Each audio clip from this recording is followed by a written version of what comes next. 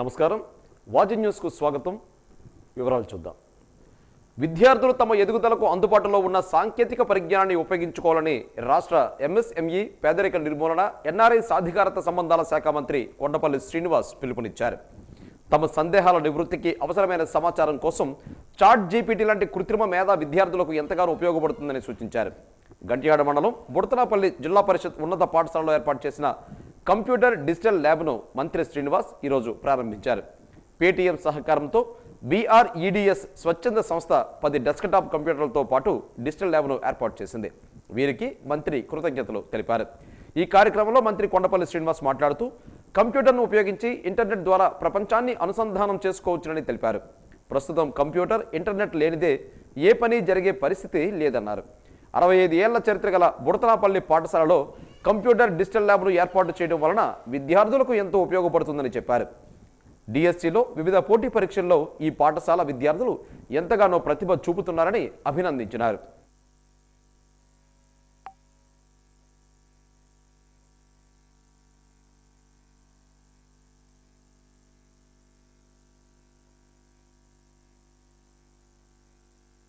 మా తాతయ్య కొండపల్లి పైడితల్లి గారు ఇక్కడ బస్సు వేస్తే చాలా మంది చదువుకోవడానికి విజయనగరం వచ్చేవారు. ఇక్కడ హై స్కూల్ అయిపోయిన తర్వాత కూడా చాలా మంది బస్ పాసులు కూడా తీసుకున్నారు. అంటే ఇంత మారుమూల గ్రామంలో కూడా ఈరోజు మీ ప్రపంచం చేతికి రావాలంటే కంప్యూటర్స్ కావాలి. ఊర్లో మన విజయనగరంలో చదువుకున్న పిల్లలకి మీకు తేడా ఉండకూడదు.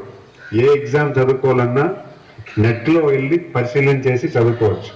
టీచర్లు చెప్పేది ఒక ఎంత అయితే నెట్లో మీకు మీరుగా సెల్ఫ్ లెర్నింగ్ అంటారంటే మీకు మీరుగా నేర్చుకునే వ్యవస్థ కావాలి. అంటే పుస్తకాలు చదివింది ఒకటి, మీరు కంప్యూటర్స్లో కొట్టి ఫలానా డౌట్ ఉంది దానికోసం నాకు నెట్లో ఏం రాశారు. నెట్లో కూడా అన్ని సోర్సులు కరెక్ట్ కాదు, కొన్ని సోర్సులు టీచర్స్ చెప్తారు.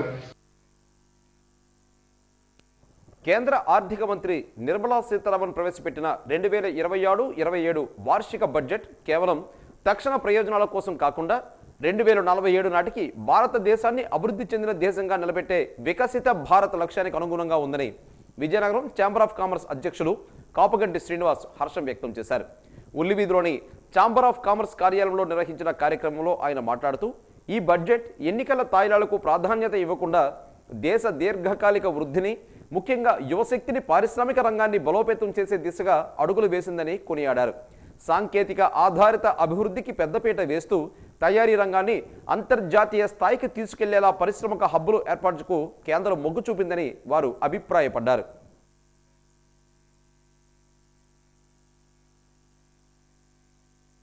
గౌరవనీయులైన central finance minister Nirmala Sitharaman గారు బడ్జెట్ పార్లమెంట్లో ప్రవేశపెట్టడం జరిగింది 2026-27కి.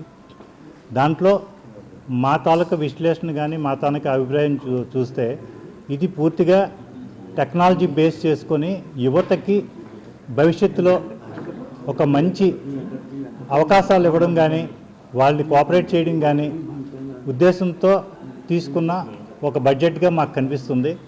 ఎస్పెషల్లీ 2047 సంవత్సరానికి మన భారతదేశం అభివృద్ధి చెందే దేశంగా తీర్చిదిద్దాలని మోడీ గవర్నమెంట్ కంకణం కట్టుకుంది. ఆ దిశగా ఈ బడ్జెట్ని రూపొందించడం జరుగుతుందని మాకు అనిపించింది. ఏం చేయాలి కాకపోతే నెమ్మదిగా వచ్చే గ్రోత్కే ప్రాధాన్యత ఇచ్చారు. పర్టికులర్గా ఇన్ఫ్రాస్ట్రక్చరు ఫ్యూచర్లో మనకి ఇక్కడ డెవలప్ అవ్వడానికి మ్యానుఫ్యాక్చరింగ్ సెక్టార్ ఎలాగ ఇంప్రూవ్ అవుతే ఇక్కడ లోకల్గా ఇంప్రూవ్ అవుతుందని ఉద్దేశంతో మోడీ గవర్నమెంట్ టోటల్గా మ్యానుఫ్యాక్చరింగ్ సెక్టార్కి ఇంటర్నల్గా మనకు వాటర్లో కానీ, రోడ్డు స్ట్రక్చర్ కానీ, రైల్వేస్ కానీ వీటన్నింటికి కూడా వేరే ఫండ్స్ క్రియేట్ చేసి ఇన్ఫ్రాస్ట్రక్చర్ డెవలప్మెంట్కి fast track corridors, fast track railways, తర్వాత ఇంటర్నల్గా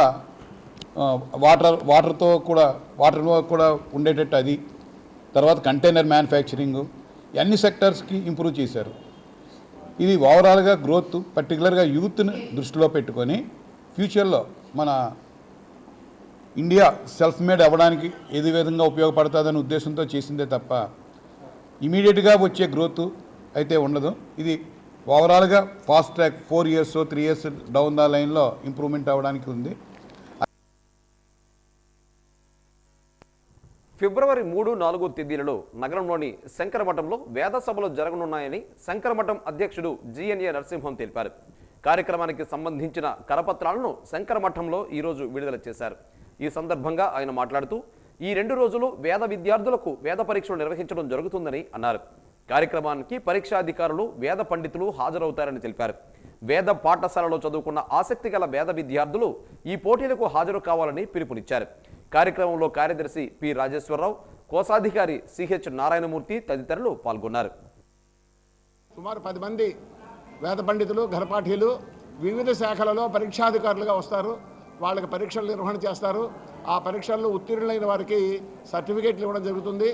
ఆ సర్టిఫికేట్ల ద్వారా ఈ వివిధ దేవస్థానాల్లో వాళ్ళు వేద పండితులుగా ఉద్యోగాలు పొంది దానివల్ల ప్రయోజనం పొందుతున్నారు. ఈ రకంగా ఈ వేద సభలు గతంలో నిర్వహణ చేశాం. దానిలో ఉత్తీర్ణులైన వాళ్ళందరికీ కూడా ఉద్యోగాలు రావడం కూడా జరిగింది. ఈ పర్యాయం కూడా రేపు 3వ తేదీ, 4వ తేదీ కూడా వేద పరీక్షలు చేస్తున్నారు. 3వ తేదీ పరీక్షలు జరుగుతాయి, 4వ తేదీ పొద్దున కూడా పరీక్షలు జరుగుతాయి. వాళ్ళందరి తాలూకు వేద స్వస్తి 4 వేదాలు కూడా వాళ్ళు చక్కగా ఇక్కడ స్వస్తి చెబుతారు, మన అందరినీ కూడా ఆశీర్వదిస్తారు. ఫిబ్రవరి 12న దేశవ్యాప్త సమ్మె విజయవంతం చేయాలని కోరుతూ సిఐటియు కార్యాలయంలో జిల్లా ప్రధాన కార్యదర్శి టివి రమణ అధ్యక్షతన రౌండ్ టేబుల్ సమావేశం జరిగింది. ఈ సందర్భంగా ఆయన మాట్లాడుతూ 2025 నవంబర్ 11న కేంద్ర ప్రభుత్వం తెచ్చిన 4 లేబర్ కోడ్స్ను ప్రస్తుత పార్లమెంట్లో ప్రవేశపెట్టిన విద్యుత్ విత్తన సవరణ బిల్లును రద్దు చేయాలని డిమాండ్ చేశారు. 2005 గ్రామీణ ఉపాధి హామీ పథకాన్ని పటిష్టంగా అమలు చేయాలని అన్నారు. కాంట్రాక్ట్ అవుట్సోర్సింగ్ కార్మికులను, స్కీమ్ వర్కర్లను పర్మనెంట్ చేయాలని అన్నారు. ఆటో, భవనం, హమాలి, transport, green ambassador, green workers తదితర అసంఘటిత రంగ కార్మికులకు సమగ్ర చట్టం చేయాలని డిమాండ్ చేశారు.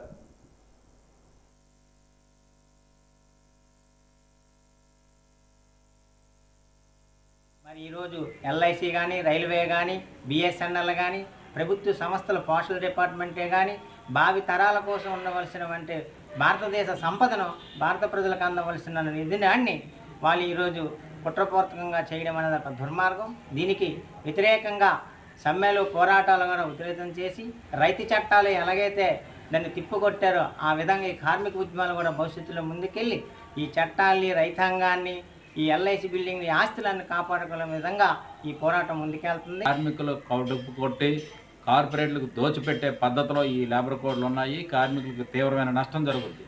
కాబట్టి రేపు ఫిబ్రవరి 12వ తేదీన దేశవ్యాప్తంగా కేంద్ర కార్మిక సంఘాలు సమ్మెకు పిలుపునిచ్చినాయి. ఆ పిలుపులో భాగంగా ఈ దేశంలో ఉన్న కార్మిక సంఘాలు, స్వతంత్ర ఫెడరేషన్లు, అనేక అనుబంధ సంఘాలు సమ్మెకి సిద్ధమవుతున్నాయి. ఆ సమ్మెని విజయనగరం జిల్లాలో జయప్రదం చేయాలని చెప్పి విజ్ఞప్తి చేస్తూ కార్మిక వర్గానికి పిలుపునిస్తూ ఈరోజు రౌండ్ టేబుల్ సమావేశం నిర్వహిస్తున్నాం. నగరంలోని బొబ్బాదిపేటలో వెలిసి ఉన్న శ్రీ శ్రీ శ్రీ పైడితల్లి అమ్మవారి 5వ వార్షికోత్సవ వేడుకలు ఘనంగా జరిగాయి. ఈ సందర్భంగా వైసీపీ నాయకులు నారాయణప్పుడు, టీడీపీ నాయకులు బొబ్బాది సూర్యనారాయణలు మాట్లాడుతూ పైడితల్లి అమ్మవారిని దర్శించుకున్న వారికి సుఖ సంతోషాలు కలుగుతాయని అన్నారు. గత 5 సంవత్సరాలుగా వార్షికోత్సవ వేడుకలు ఘనంగా నిర్వహిస్తున్నామని తెలిపారు. పైడితల్లి అమ్మవారు ఎంతో పవిత్రమైన తల్లి అని, కోరిన కోరికలు తీరుతాయనే ప్రగాఢ విశ్వాసాన్ని వ్యక్తం చేశారు. కార్యక్రమంలో డివిజన్ పెద్దలు తదితరులు పాల్గొన్నారు.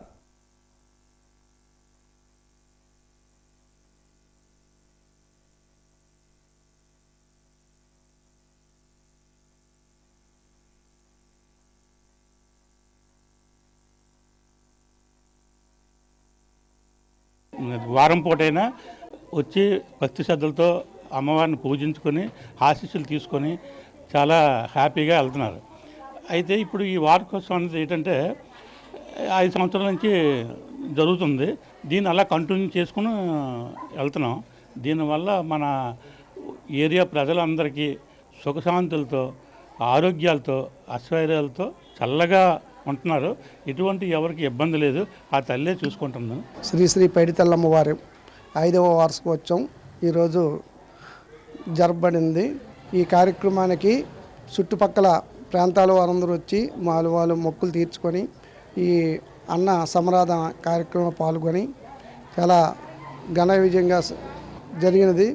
పవిత్రమైన దేవత, ఎందుకంటే మా ఏ మొక్కులైనా మాకు తీరుస్తుంది. అవి కరోనా టైంలో కూడా చుట్టుపక్కల ఎంతోమంది ఎన్నో ఇబ్బందులు పడినా, ఎన్నో ప్రాణాలు కోల్పోయినా మా బొబ్బాదిపేటలో ఒక్క ప్రాణం కూడా పోలేదు, ఒక ఇది కూడా లేదు. అందుకే మేము బాగా ఇది చేసుకుంటూ గత 23ని గ్రామదేవత పండుగ చేయడం కూడా జరిగింది.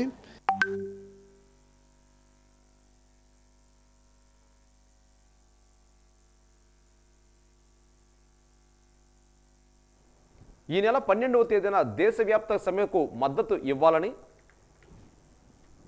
కార్మిక సంఘాల ఆధ్వర్యంలో నిర్వహిస్తుంటున్నామని సమ్మెను కార్మికులు కర్షకులు విజయవంతం చేయాలని సిపిఐ రాష్ట్ర నాయకులు కామేశ్వరరావు పిలుపునిచ్చారు. సమ్మెకు సంబంధించిన కరపత్రాలను ఈరోజు అమర్ భవన్లో విడుదల చేశారు. ఈ సందర్భంగా ఆయన మాట్లాడుతూ కార్మికులకు వ్యతిరేకంగా ఉన్న లేబర్ కోడ్లను రద్దు చేయాలని డిమాండ్ చేశారు. ప్రశ్నించే నక్సలైట్లను కేంద్ర ప్రభుత్వం చంపించడం దారుణమని మండిపడ్డారు. మహాత్మా గాంధీ జాతీయ గ్రామీణ ఉపాధి హామీ చట్టాన్ని జీరాంజీ చట్టంగా మార్చారని ఆరోపించారు. కార్యక్రమంలో బ్యాంకు ఉద్యోగస్తుల యూనియన్ నాయకులు మురళి, ఏఐటీయూసీ నాయకులు బొగత అశోక్ తదితరులు పాల్గొన్నారు.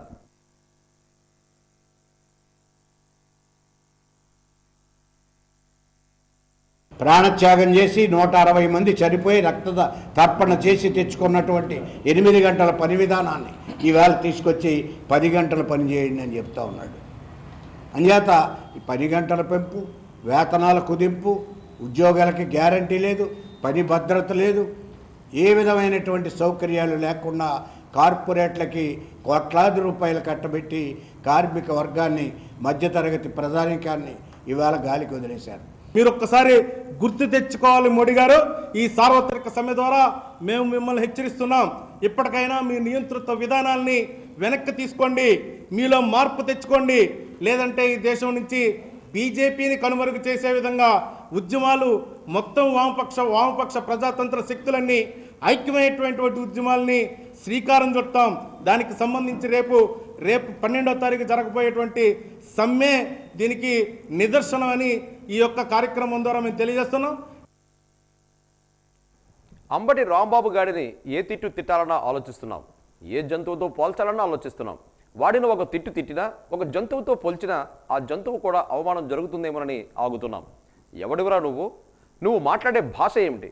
రాష్ట్ర ముఖ్యమంత్రి కోసం నువ్వు ఇలానే మాట్లాడతావా అని డీసీసీబీ చైర్మన్ తెదేపా జిల్లా అధ్యక్షుడు కిమిడి నాగార్జున తీవ్ర ఆగ్రహం వ్యక్తం చేశారు. తాము ఏ రోజైనా ఇలా మాట్లాడామా? గత 6 ఏళ్ల కాలంలో తాను ఒక మండల స్థాయి నాయకుడిని, కనీసం గ్రామస్థాయి నాయకుడి కోసం కానీ ఏ రోజైనా తాను ఇలా మాట్లాడానని ప్రశ్నించారు. పార్టీల మధ్య, ప్రజల మధ్య చిచ్చు పెడతావా? నీ కుటుంబాన్ని ఎవరైనా ఇలా అంటే నీకు ఎలా ఉంటుంది? మేము గుంటూరు వెళ్ళలేకపోయాం. మేము ఈరోజు పోలీసులకు ఒకటే అడుగుతున్నాం, అంబటిని ఒక్క 5 నిమిషాలు మాకు వదిలి చూడండి అని అన్నారు. ముఖ్యమంత్రి నారా చంద్రబాబు నాయుడుపై వైకాపా నేత, మాజీ మంత్రి అంబటి రాంబాబు చేసిన వ్యాఖ్యలు అత్యంత నీచంగా ఉన్నాయని విమర్శించారు.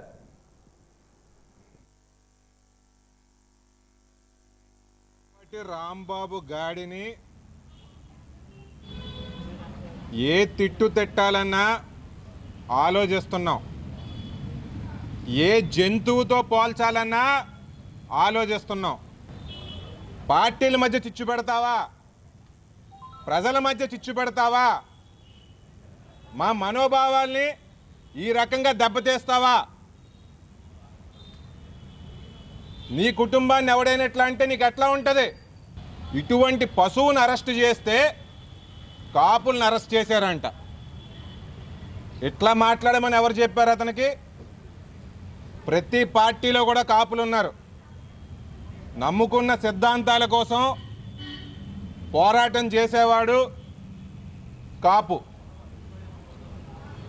మీరే ఈ రకమైన భాషలో మాట్లాడమని చెప్పి అరెస్ట్ అయిన తర్వాత మళ్ళీ మీరే ఈ రకంగా కులాల మధ్య చిచ్చు పెడదామని మాత్రం చూడొద్దని చెప్పి వైకాపా పార్టీకి చెప్తా ఉన్నా. గ్రామీణ తపాలా ఉద్యోగులకు వేతన కమిటీ వేయాలని federation of national postal organisation రాష్ట్ర ప్రధాన కార్యదర్శి వాసిరెడ్డి శివాజీ డిమాండ్ చేశారు. నగరంలోని ఒక ప్రైవేటు హోటల్లో గ్రామీణ తపాలా ఉద్యోగుల సమావేశం నిర్వహించారు. ఈ సందర్భంగా ఆయన మాట్లాడుతూ 8వ వేతన సంఘంలో ఫిట్మెంట్ ఫ్యాక్టర్ 3 ఉండాలని అన్నారు. వారానికి 5 రోజులు పని దినాలు ఉండేలా చేయాలని అన్నారు. గ్రామీణ తపాలా ఉద్యోగుల సమస్యలపై ఎఫ్ఎన్పిఓ పోరాటం చేస్తుందని అన్నారు.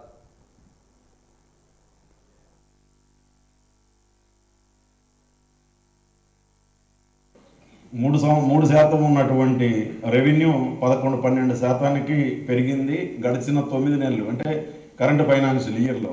ఈ టార్గెట్ 30% రెవెన్యూ ఇంక్రీజ్ కావాలి అని చెప్పేసి టార్గెట్ తోటి ముందుకు పోతా ఉన్నారు. సో టార్గెట్ మనం కూడా అనేక సజెషన్స్ ఇవ్వడం జరిగింది డిపార్ట్మెంట్కి. ఆధార్ సేవా కేంద్ర దాని పబ్లిసిటీ ఇచ్చి సర్వీసెస్ పబ్లిక్ మంచిగా ఇచ్చినట్టయితే డిపార్ట్మెంట్ రివ్యూ పెరుగుతుంది.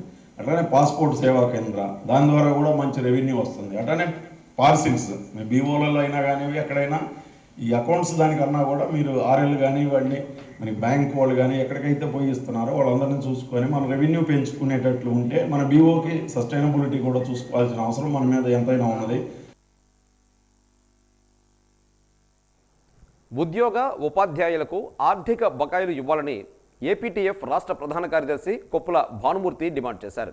నగరంలోని ఎన్జిఓ హోంలో ఏపీటీఎఫ్ జిల్లా సర్వసభ్య సమావేశం నిర్వహించారు. ఈ సందర్భంగా ఆయన మాట్లాడుతూ గత ప్రభుత్వం వలె కూటమి ప్రభుత్వం కూడా ఉద్యోగ ఉపాధ్యాయులకు అన్యాయం చేస్తుందని అన్నారు. ఇంతవరకు ఒక్క డిఏని మాత్రమే ఇచ్చిందని చెప్పారు. 12వ పీఆర్సీ అమలు కాలేదని, ఉపాధ్యాయులు పాఠశాలలో విద్యార్థులకు ప్రశాంతంగా విద్య చెప్పుకోలేకుండా పని ఒత్తిడి కలిగిస్తున్నారని విమర్శించారు. రాష్ట్రంలో రాష్ట్ర కార్యదర్శి ధవల సరస్వతి, జిల్లా అధ్యక్షుడు షేక్ బుకారీబాబు, జిల్లా ప్రధాన కార్యదర్శి పి శ్రీనివాస్ తదితరులు ఈ కార్యక్రమంలో పాల్గొన్నారు.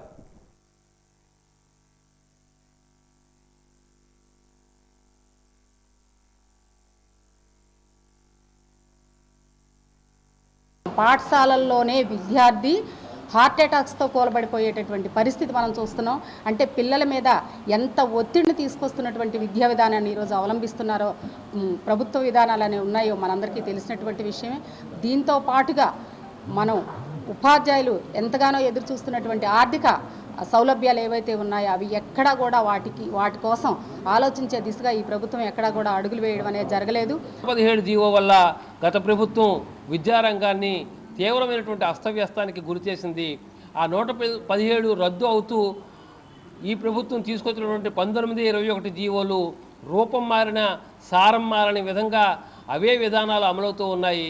కాబట్టి రెండు ప్రభుత్వాల్లో మార్పు లేదు. కాబట్టి మనం గత ప్రభుత్వ హయాంలో ఏ విధమైనటువంటి పోరాటాలు చేశామో ఈ ప్రభుత్వానికి కూడాను పోరాటాల ద్వారా మాత్రమే బుద్ధి చెప్పాలని చెప్పేసి ఆంధ్రప్రదేశ్ టీచర్స్ ఫెడరేషన్ కార్యకర్తలకు నేను విజ్ఞప్తి చేస్తున్నాను. కల్తీకి బ్రాండ్ అంబాసిడర్ మాజీ ముఖ్యమంత్రి వైఎస్ జగన్మోహన్ రెడ్డి, వాళ్ళ నాయకులు, అనుచరులని పార్వతీపురం ఎమ్మెల్యే బోనల విజయచంద్ర ఆగ్రహం వ్యక్తం చేశారు. పార్వతీపురంలో ఆయన విలేకరులతో మాట్లాడారు. ఫేక్ ప్రచారం చేయడంలో వైసీపీ వాళ్ళు ఆరితేరిపోయారని, పీహెచ్డీ చేశారని విమర్శించారు. కల్తీ మద్యాన్ని అమ్మి దాదాపు రాష్ట్రంలో 30,000 మంది ఆడబిడ్డల పుస్తులతాలు తెంపారని ఆరోపించారు. కల్తీ మద్యం తాగి కొంతమంది కిడ్నీ, లివర్, మానసిక వ్యాధులతో బాధపడుతూ మృతి చెందారని, ఆ పాపం వైసీపీ వాళ్ళకే దక్కుతుందని అన్నారు. అందరి కలియుగ దైవమైన ఏడుకొండల వారి శ్రీ వెంకటేశ్వర స్వామి అని, అటువంటి దేవస్థానంలో దైవప్రసాదమైన లడ్డూను కల్తీ చేసిన ఘనుడు వైఎస్ జగన్మోహన్ రెడ్డి అని విమర్శించారు. ఆవు పాలు ద్వారా నెయ్యి వస్తుందని, అటువంటి పవిత్రమైన నెయ్యిని కల్తీ చేసిన ఘనుడు జగనని, కల్తీ చేయడంలో ఆయనే సాటి అని అన్నారు.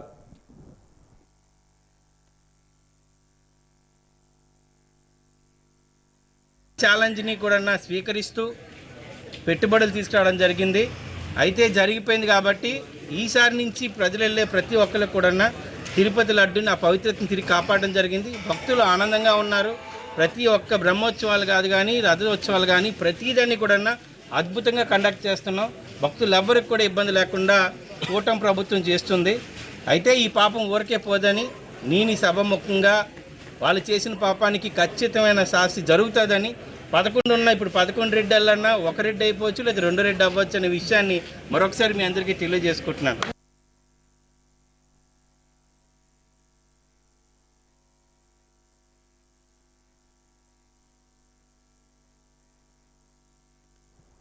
ఈరోజు గజపతి నగరంలో మాజీ ఎమ్మెల్యే కొండపల్లి అప్పలనాయుడు పార్టీ నాయకులతో కలిసి పాత్రికేయుల సమావేశం నిర్వహించారు.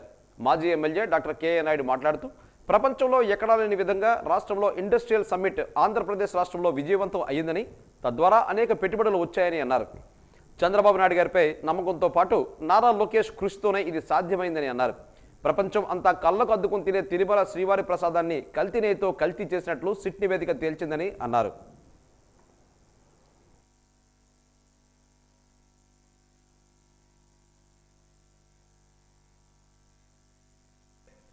నిన్న ఎవడో అంబటి రాంబాబు వాడేదో రోడ్ల మీద డ్యాన్స్ చేసుకునేవాడు ప్రపంచంలో ప్రతి ఒక్కరూ దండం పెట్టే నారా చంద్రబాబు నాయుడు గారిని దూషించడం. ఏమయ్యా అంబటి రాంబాబు, నీతో పాటు నీ పార్టీలో ఉండేవాళ్ళు జైలుకు పోతారని భయమా? నీకు సిగ్గు లేదు అంబటి రాంబాబు. డైవర్ట్ చేయడానికి, దృష్టి మరల్చడానికి నువ్వు మా నాయకుని దూషిస్తా ఉంటావు. నెల్లిమర్ల మండలంలోని పవిత్ర రామతీర్థంలోని శ్రీ సీతారామస్వామి ఆలయంలో పాప పరిహార పూజలు చేసినట్లు నెల్లిమర్ల నియోజకవర్గ వైకాపా ఇన్ఛార్జ్ బడ్డుకొండ అప్పలనాయుడు తెలిపారు. ఈ సందర్భంగా ఆయన మాట్లాడుతూ తిరుమల ప్రసాదానికి చంద్రబాబు చేసిన ఘోర అపచారమే ఆ కలియుగ వెంకటేశ్వర నిజాన్ని బయటకు పెట్టారని పేర్కొన్నారు. తిరుమల వెంకటేశ్వర స్వామి ఆలయాన్ని వేదికగా చేసుకుని అమ్మవారి ప్రసాదాన్ని ఆయుధంగా మార్చి బాబు నాటకం పూర్తిగా భగ్నమైందని ఆయన ఆరోపించారు. రాజకీయ లబ్ధి కోసం వాడుకోవడం చంద్రబాబుకు అలవాటేనని బొడ్డుకొండ ఎద్దేవా చేశారు. ఈ కార్యక్రమంలో జడ్పీటీసీ గదల సన్యాసనాయుడు, వైస్ ఎంపీలు వైకుంఠం, గిరిబాబు, ఎస్ఎస్ఎల్ అధికార ప్రతినిధి శ్రీను, వైకాపా మండల పార్టీ ఉపాధ్యక్షులు చనమల్లో తదితరులు కలిసి పాల్గొన్నారు.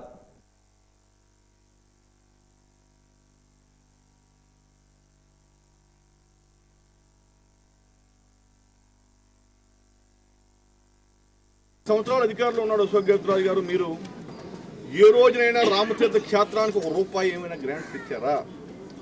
ఇవాళ 2004 నుంచి మన 19 వరకు స్వర్గీయ రాజశేఖర రెడ్డి గారు ఉన్నప్పుడు కానీ, నాకంతా ముందున్నటువంటి సాంబశివరాజు గారు కానీ, నేను కానీ మా ఆధ్వర్యంలోనే రామతీర్థానికి ఎండోర్మెంట్ గ్రాంట్ కానీ, ప్రభుత్వం నుంచి గ్రాంట్లు కానీ, డార్మెంటరీస్ కానీ, బిల్డింగ్స్ కానీ, దేవాలయ ఉపాలయాలు కానీ, ఇవ్వడం సలహారాలు కానీ, ఫ్లోరింగ్ కానీ అన్నీ కూడా కోట్లాది రూపాయలు తెచ్చినటువంటి ఘనత మా ప్రభుత్వం మేము తెచ్చాం.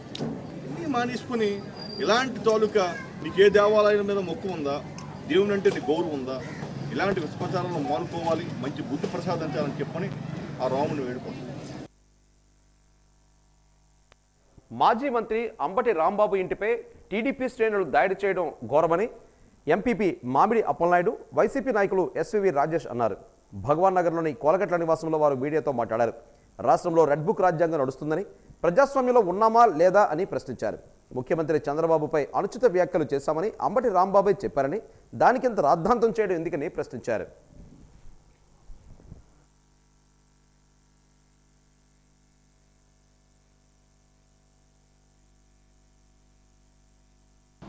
డైవర్షన్ పాలిటిక్స్ కూటమి నాయకులు తీసుకొని ఒక ఫ్లెక్సీ వివాదాన్ని అడ్డు పెట్టుకొని ఆయన అంబటి రాంబాబు గారు గుడికి వెళ్తున్నప్పుడు కర్రలు కత్తులు పట్టుకొని ఆయన మీద దాడి చేసి ఆయన్ని రెచ్చగొట్టి తెలుగుదేశం శ్రేణులు శుభ్రంగా ఆయన్ని నోటుకొచ్చినట్టు తిట్టి ఆయన ఏదో అంటే దాన్ని రాద్ధాంతం చేసి ఈరోజు ఆయన ఇల్లు, ఆయన కార్ల దగ్గర నుండి ప్రతిదీ కూడా తగలబెట్టి ఒక రాక్షస పాలన చేయటం అన్నది చాలా తప్పు.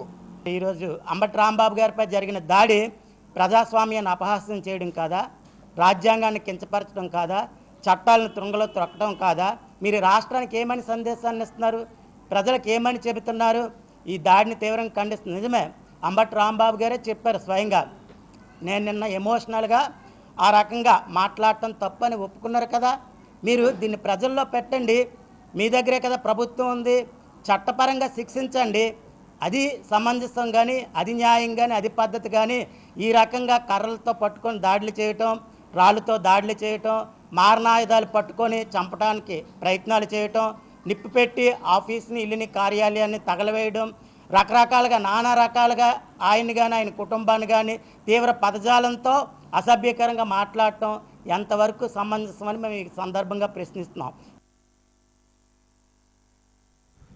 సమాజం కోసం బడిలో విద్యార్థులను చేర్పించి ఊరి బడిని కాపాడుకుందామని యూటీఎఫ్ రాష్ట్ర అధ్యక్షులు ఎన్ వెంకటేశ్వర్లు పిలుపునిచ్చారు. స్థానిక జడ్పీ సమావేశంలో యూటీఎఫ్ రాష్ట్ర కోశాధికారి రెడ్డి మోహన్ రావు అధ్యక్షతన ఉత్తరాంధ్ర యూటీఎఫ్ కార్యవర్గంతో జరిగిన వర్క్షాప్లో ఆయన మాట్లాడుతూ సాల్ట్ ఒప్పందం రద్దు కోసం పోరాటం చేయాల్సిన అవసరం ఉందని అన్నారు. ప్రభుత్వ బడులను కాపాడుకోవడం కోసం విద్యార్థులు, తల్లిదండ్రులు, ప్రజల సహకారం లేకుండా ఏ ఉద్యమం నిలబడదని అన్నారు. అటువంటి తల్లిదండ్రులు, పిల్లలు ప్రభుత్వ బడిలో ఉండాలని అన్నారు. ఆ కృషి మన యూటీఎఫ్ చేయాలని పిలుపునిచ్చారు. ఏ దేశంలోని విద్య యొక్క లక్ష్యం ఆ సమాజంలో ఉన్న వనరులు ఉపయోగించుకొని ప్రజలకు సుఖవంతమైన జీవితం అందించడమే అని అన్నారు.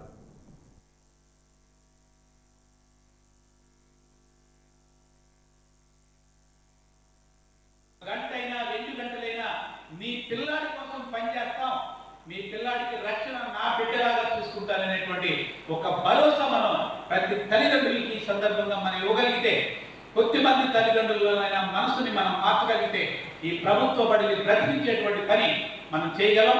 ఆ పని వైపు ప్రధానంగా యూటీఎఫ్ నాయకత్వం, యూటీఎఫ్ కార్యకర్తలు ఈ 5 నెలలు, ఈ 5-6 నెలలు, జూన్ నెల ఎన్రోల్మెంట్ జరిగేదాకా మనం యుద్ధంగా ఇదొక పెద్ద యజ్ఞంగా ప్రభుత్వ బడిని కాపాడుకుందాం, ఊరి బడిని కాపాడుకుందాం. ఇది యూటీఎఫ్ కార్యకర్తకే సాధ్యమనేటువంటి పద్ధతిలో, ఉపాధ్యాయుడికి సాధ్యమనే పద్ధతిలో మనం పనిని చేయాలని చెప్పి మీ అందరినీ ప్రత్యేకించి ఈ వర్క్షాప్ సందర్భంగా కోరుతా ఉన్నాం. జొన్నవలస జెడ్పీ ఉన్నత పాఠశాలలో 1996-97 బ్యాచ్ 10వ తరగతి పూర్వ విద్యార్థులు ఆదివారం ఆత్మీయంగా కలుసుకున్నారు. సుమారు 28 ఏళ్ల తర్వాత మళ్లీ ఒకటైన మిత్రులంతా తమకు విద్యాబుద్ధులు నేర్పిన గురువులను ఆహ్వానించి పుష్పవర్షంతో అఖండ స్వాగతం పలికారు. ఈ సందర్భంగా గురువులను ఘనంగా సత్కరించి వారి ఆశీస్సులు తీసుకున్నారు. ఆనాటి అల్లరి పనులు, తీపి జ్ఞాపకాలను గుర్తు చేసుకుంటూ పాత మిత్రులంతా సందడి చేశారు. ప్రస్తుతం తాము చేస్తున్న ఉద్యోగ వ్యాపారాల గురించి, కుటుంబ యోగక్షేమాల గురించి ఆత్మీయంగా ముచ్చరించుకున్నారు. హోదాలు ఎన్ని ఉన్నా గురువుల ముందు తామంతా నేటికి విద్యార్థులమేనని చాటి చెప్పిన ఆ వేడుక అందరిలోనూ ఆనందాన్ని నింపింది.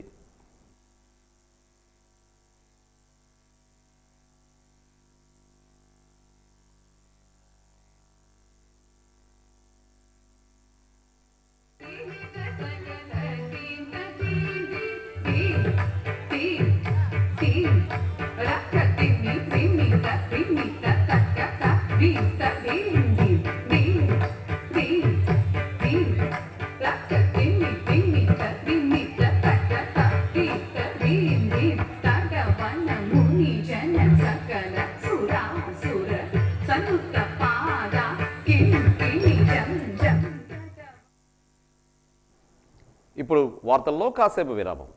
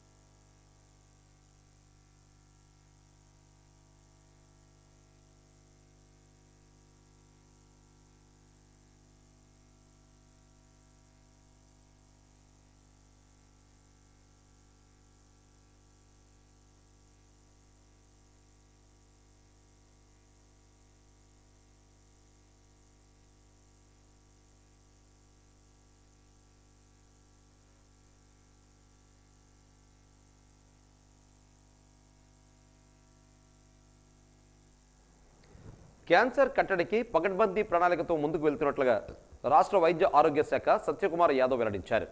బీచ్ రోడ్లో జరిగిన good morning Vizag, good bye cancer పేరిట నిర్వహించిన వాగ్దానంలో ఆయన ముఖ్య అతిథిగా పాల్గొన్నారు. క్యాన్సర్ కారణంగా తన తల్లి, సోదరుని కోల్పోయారని, ఆ ప్రభావం ఇప్పటికీ తనను కలిచివేస్తుందని భావోద్వేగానికి గురయ్యారు. అందుకే తాను మంత్రిగా బాధ్యతలు చేపట్టిన వెంటనే తొలి సంతకాన్ని క్యాన్సర్ స్క్రీనింగ్ ఫైల్పై పెట్టినట్లుగా గుర్తు చేశారు. క్యాన్సర్ కేసులు తగ్గించేందుకు, నాణ్యమైన వైద్యాన్ని అందుబాటులోకి తెచ్చేందుకు, ప్రజల్లో అవగాహన పెంచేందుకు శాఖాపరంగా అన్ని చర్యలు తీసుకుంటున్నట్లుగా చెప్పారు. ప్రాథమిక దశలోనే క్యాన్సర్ను గుర్తించి తగు చికిత్స పొందితే పూర్తిగా కోలుకోవచ్చని తెలిపారు. కార్యక్రమంలో నార్త్ ఎమ్మెల్యే విష్ణుకుమార్ రాజు, దక్షిణ ఎమ్మెల్యే వంశీకృష్ణ శ్రీనివాస్ యాదవ్, పలువురు వైద్యులు తదితరులు పాల్గొన్నారు.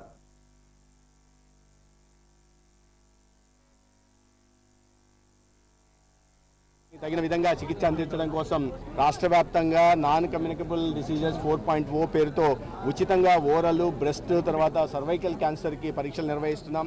దీనికి 18,000 మంది పైగా హెల్త్ ప్రొఫెషనల్స్ని, ఆశా వర్కర్ల దగ్గర నుంచి, ఏఎన్ఎం దగ్గర నుంచి, సిహెచ్ఓలు, మెడికల్ ఆఫీసర్లు, స్పెషలిస్టు, సూపర్ స్పెషలిస్ట్ ద్వారా ఇంటి దగ్గరికి వెళ్ళి ఈ పరీక్షలు నిర్వహించే ప్రయత్నం చేస్తున్నాం. అదేవిధంగా గ్రామాల్లో ఉంటున్న ఈ ఆయుష్మాన్ ఆరోగ్య మందిర్, విలేజ్ హెల్త్ క్లినిక్లు ఉన్నాయి. వీటిలో మహిళలందరూ అక్క చెల్లెలందరూ కూడా 30 ఏళ్ళు దాటిన ప్రతి ఒక్కరు కూడా ఈ సర్వైకల్ క్యాన్సర్ కూడా ప్యాప్స్మియర్ టెస్ట్ చేసుకోవాల్సిందిగా కోరుతున్నాం. ఎందుకంటే ముందస్తుగా వాటిని గుర్తిస్తే చాలా వరకు నివారించదగ్గ ఉన్నాయి. ఓరల్ క్యాన్సర్ సంబంధించినవి నివారించదగ్గ క్యాన్సర్లు, మిగతా వాటివి అర్లీ డిటెక్షన్ చేస్తే ఖచ్చితంగా ప్రాణాలను కాపాడుకోవడానికి అవకాశం ఉంది. కాబట్టి రాష్ట్ర ప్రభుత్వం తరఫున ఇటువంటి కార్యక్రమాలు నిర్వహించే ప్రయత్నం చేస్తున్నాం. ఒకవైపు ఉచితంగా ఈ స్క్రీనింగ్ పరీక్షలు నిర్వహిస్తూనే రెండో వైపు క్యాన్సర్ వ్యవస్థని హాస్పిటల్స్ని పటిష్టపరిచే దిశగా కూడా చంద్రబాబు నాయుడు గారి ప్రభుత్వం పనిచేస్తూ ఉంది.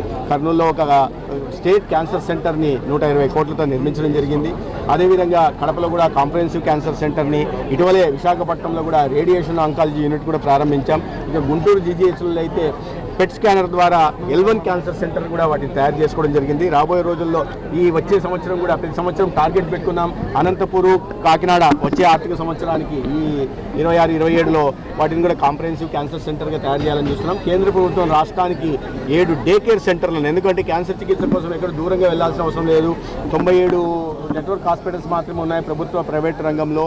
కాబట్టి వీటిని దృష్టిలో పెట్టుకుని జిల్లా కేంద్రాల్లోనే ఈ రేడియేషన్ కానీ క్యాన్సర్ ట్రీట్మెంట్ అందించడానికి అనువుగా ఉంటుందని డే కేర్ సెంటర్స్ కూడా కేంద్ర ప్రభుత్వం 9 మంజూరు చేసి. దక్షిణ నియోజకవర్గం మాజీ ఎమ్మెల్యే వైసీపీ సమన్వయకర్త వాసుపల్లి గణేష్ కుమార్ ముందస్తు పుట్టినరోజు వేడుకలు 35వ వార్డు పండావారి వీధిలో ఘనంగా జరిగాయి. వార్డు వైసీపీ అధ్యక్షుడు అలుపున కనకారెడ్డి ఆధ్వర్యంలో జరిగిన ఈ వేడుకల్లో పుట్టినరోజు కేక్ను కట్ చేసి అందరికీ తినిపించి అభిమాన నాయకుడు వాసుపల్లికి జన్మదిన శుభాకాంక్షలు చెప్పారు. అనంతరం స్థానికులకు అన్నదానం చేశారు. ఈ సందర్భంగా వాసుపల్లి మాట్లాడారు.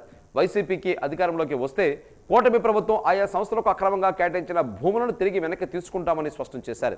కూటమి ప్రభుత్వ దుందుడుకు చర్యలకు తగిన సమాధానం చెప్పి తీరుతామని హెచ్చరించారు. కనకారెడ్డి మాట్లాడుతూ తమ అభిమాన నాయకుడు వాసుపల్లి పుట్టినరోజు వేడుకలను ముందుగానే జరుపుకోవడం సంతోషకరంగా ఉందని అన్నారు. ఆయన మరిన్ని పుట్టినరోజులు జరుపుకోవాలని, ఆయుర ఆరోగ్యాలతో నిండు నూరేళ్లుగా జీవించాలని ఆకాంక్షించారు.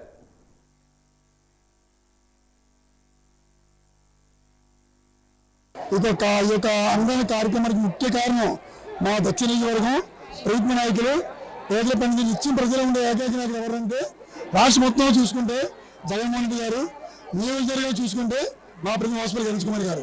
ఆయన జన్మదినం సాధారణ రేపు ఫిబ్రవరి 2 తారీఖు.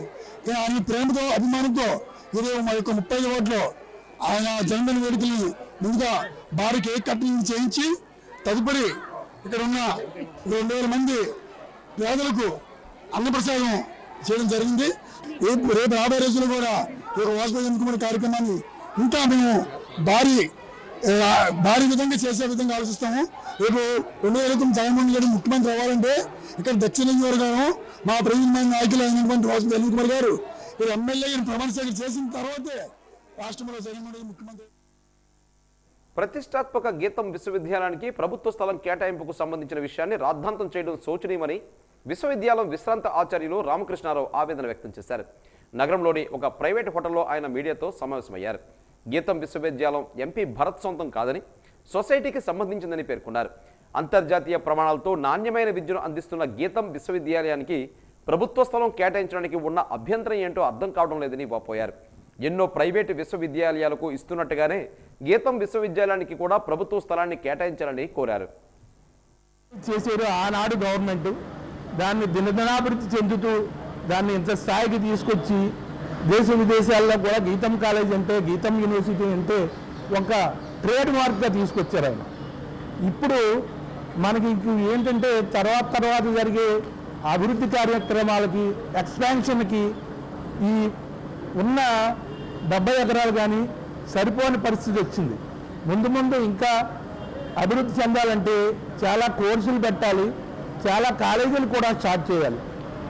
మనకి రాజధాని క్యాపిటల్ ఇక్కడ రాజధాని కాకుండా మామూలు మనకి ఫైనాన్షియల్ రాజధానిగా ఉన్నటువంటి విశాఖపట్నంలో ఇటువంటి యూనివర్సిటీని ఇంకా డెవలప్ చేయాలంటే మరి కొంత స్థలం కావాల్సి ఉంటుంది. అప్పటి నుంచి కూడా ఒక 50 ఎకరాలు గవర్నమెంట్ని అడుగుతూనే ఉన్నారు. దాంట్లో రకరకాల వాళ్ళు జాయిన్ అయ్యి గవర్నమెంట్లు మారినప్పుడల్లా ఈ గీతం యాజమాన్యాన్ని ఇబ్బందులు పెడుతూ ఆ 50 ఎకరాలు ఇవ్వకుండా అలాగ ప్రొలాంగ్ చేస్తూ గీతం యూనివర్సిటీ కొనుక్కున్నటువంటి 30 ఎకరాలు ల్యాండ్ ప్రైవేటు వ్యక్తుల దగ్గర కొనుక్కుంటే ల్యాండ్లో ఉన్నటువంటి గేటు, ఆ గేటు దగ్గర నుంచి ఎంతో మంది ఫోటోలు తీయించుకునేవారు. జీతం గేటుని పడగొట్టేశారు. రాజకీయ దురుద్దేశాలనండి ఏదైనా అనవండి, ఆ గేటుని పగలగొట్టారు. అది గవర్నమెంట్ స్థలంలో లేదండి. గవర్నమెంట్ స్థలం లేకపోయినా దురుద్దేశంగా పడగొట్టారు. పీఎంఏవై లబ్ధిదారులకు అర్బన్ హౌసింగ్ ప్రొసీడింగ్స్ లెటర్స్ను పెందుర్తి ఎమ్మెల్యే పంచకర్ల రమేష్ బాబు సుజాతనగర్ క్యాంపు కార్యంలో ఇళ్ల నిర్మాణదారులకు అందజేశారు. 94వ వార్డు పరిధి వేపగుంట వెంకటసాయి నగర్ కాలనీకి చెందిన లబ్ధిదారులకు ఈ లెటర్స్ను అందజేశారు. అనంతరం మాట్లాడుతూ ఇల్లు లేని ప్రతి పేదవాడి సొంత ఇంటి కళ నెరవేర్చడమే మోదీ బాబు సర్కార్ల లక్ష్యమని తెలిపారు. కార్యక్రమంలో స్థానిక కూటమి నాయకులు తదితరులు పాల్గొన్నారు.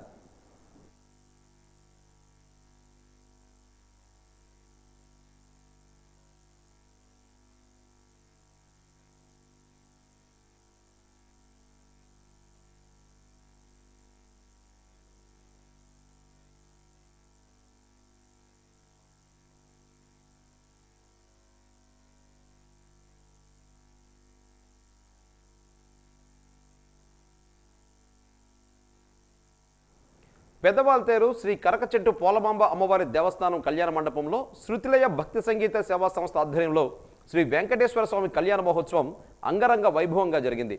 మంగళ ధ్వనులు, వేద మంత్రములు, అన్నమాచార్య సంకీర్తనలు, కోలాటాలతో శ్రీ వైకాసన ఆగమ సాంప్రదాయంలో శ్రీ స్వామివారి కళ్యాణం అత్యంత వైభవంగా జరిగింది.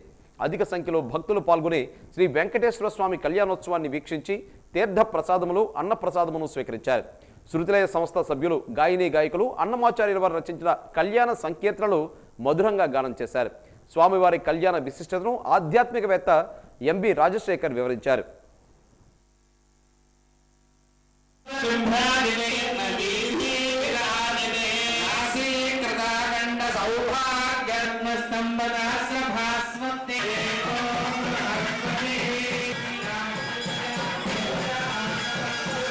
కరకచెట్టు పోలమాంబ అమ్మవారి స్వధీనంలో ఉన్నటువంటి ఈ కళ్యాణ మండపంలో అమ్మవారి ఆదేశానుసారం శృతిలయ అనే సంగీత సంస్థ ఇక్కడ స్వామివారి కళ్యాణం చేయించడానికి ఆ స్వామి ఆదేశమే అయి ఉండాలి.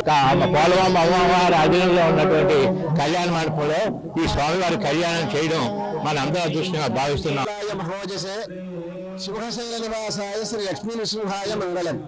పరమ పవిత్రమైనటువంటి సింహాచల క్షేత్రానికి నారసింహస్వామి సన్నిధికి సమీపంలో ఉన్నటువంటి అమ్మల గన్నయ్యమ్మ, ముగురమ్మల మూలపుటమ్మ, చాలా పెద్దమ్మ, సురాలమ్మ, కడిపారగా ఇచ్చనమ్మ, దుర్గమాయమ్మ, పోలమాంబ మాయమ్మ అన్నట్టుగా తల్లి పోలమాంబ అమ్మవారి యొక్క దేవస్థానంలో ఇవాళ కరకచెట్టు పోలమాంబ అమ్మవారి దేవస్థానంలో శృతిలయ అనేటటువంటి భక్తి సంగీత సాంస్కృతిక సేవా సంస్థ ఆధ్వర్యంలో 5వ శ్రీ వెంకటేశ్వర స్వామి కళ్యాణ మహోత్సవాన్ని సంస్థ వ్యవస్థాపకులు వి ప్రభాకర్ గారి సారథ్యంలో వారి ధర్మపత్ని శారద గారి యొక్క నేతృత్వంలో చాలా చక్కగా ఈ ఉత్సవాలు జరుగుతున్నాయి.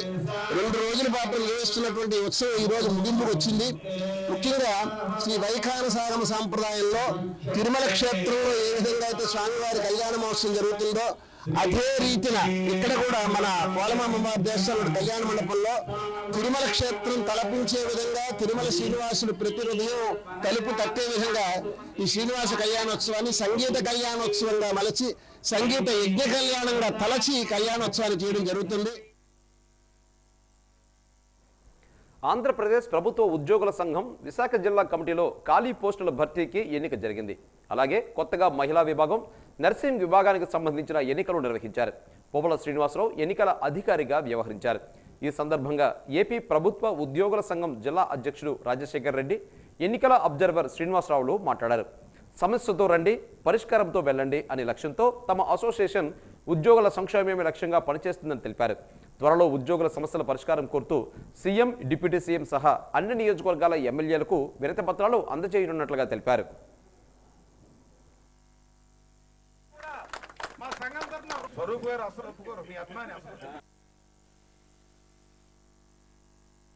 మన విశాఖపట్నం జిల్లా ఈ కోఆప్షన్ కోసం ఎలక్షన్ అబ్జర్వర్గా రాష్ట్ర అధ్యక్షుడు వారు శ్రీ కామ్రేడ్ కేఆర్ సూర్యనారాయణ గారు నన్ను ఇక్కడ ఎలక్షన్ అబ్జర్వర్గా విశాఖపట్నం జిల్లా కోఆప్షన్ కోసం నియమించడం జరిగింది. అందుకోసం ఇక్కడికి రావడం జరిగింది.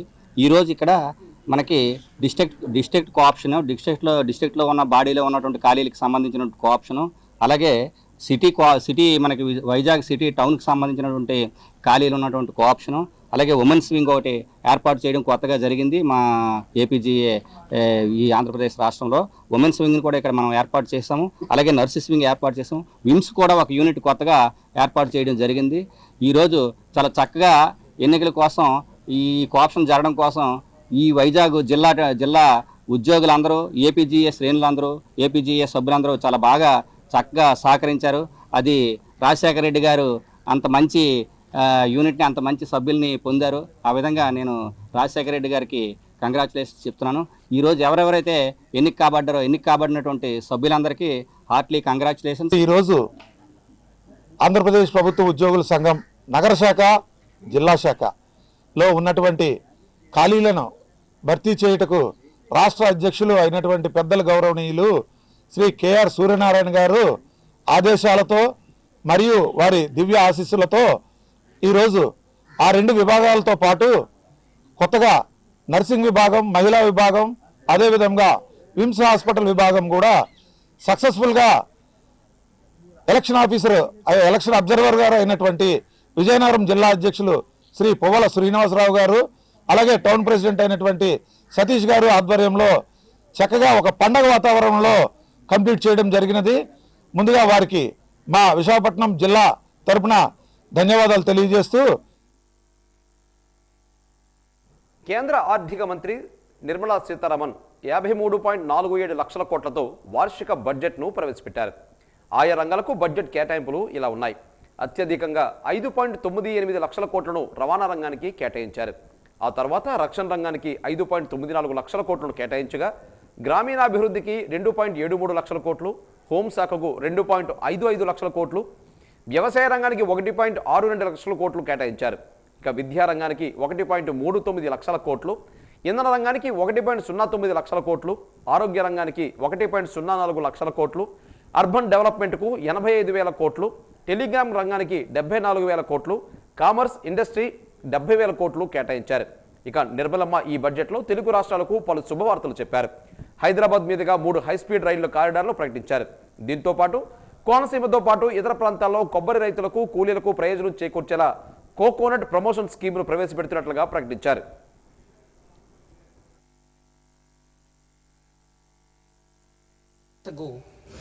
India's economic trajectory has been marked by stability, fiscal discipline, sustained growth, and moderate inflation.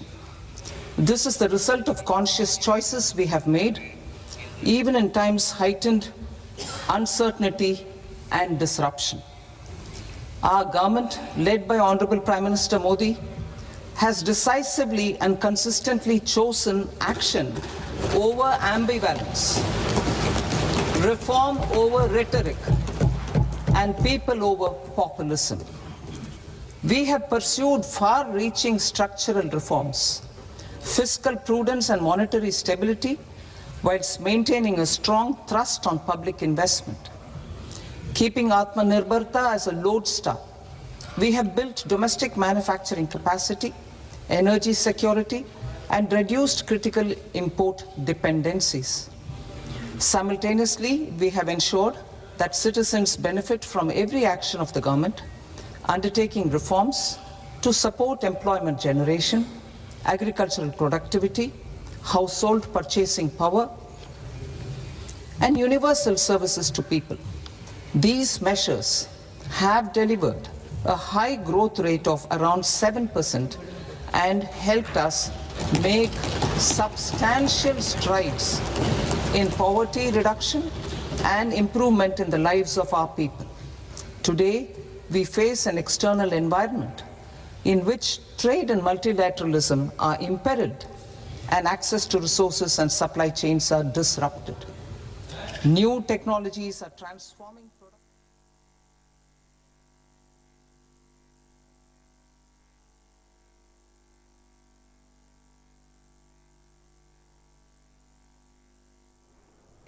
ఈనాటి వాజీ న్యూస్ ఇంతటితో సమాప్తం. నమస్కారం.